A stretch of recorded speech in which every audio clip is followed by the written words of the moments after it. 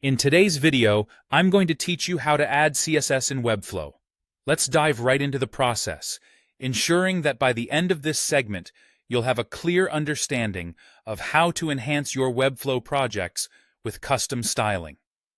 To start, the very first step is to log in to your Webflow account.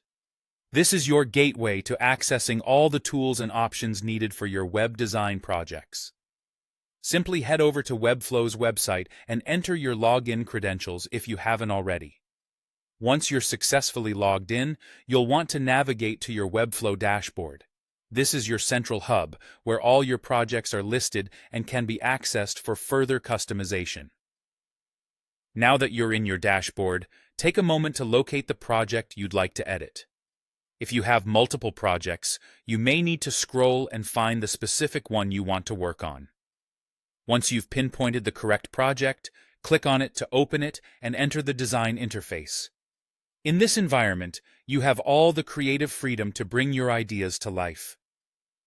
With your project open, the next thing you'll want to do is find the specific element that you want to style with your custom CSS. This could be any component within your design, such as a text box, an image, or a button, depending on your needs.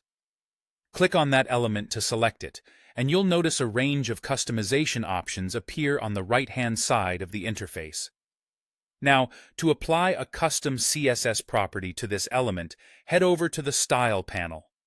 Within this panel, you will find various sections catering to different styling aspects, but your focus should be on the Custom Properties section. Here, you can add your own CSS properties that will apply specifically to the element you've selected. In the Custom Properties area, click the Add button. This action allows you to introduce a new CSS property for your element. You'll see fields where you can enter the name and value of the property you're specifying. In the Name field, go ahead and type the CSS property name you wish to use.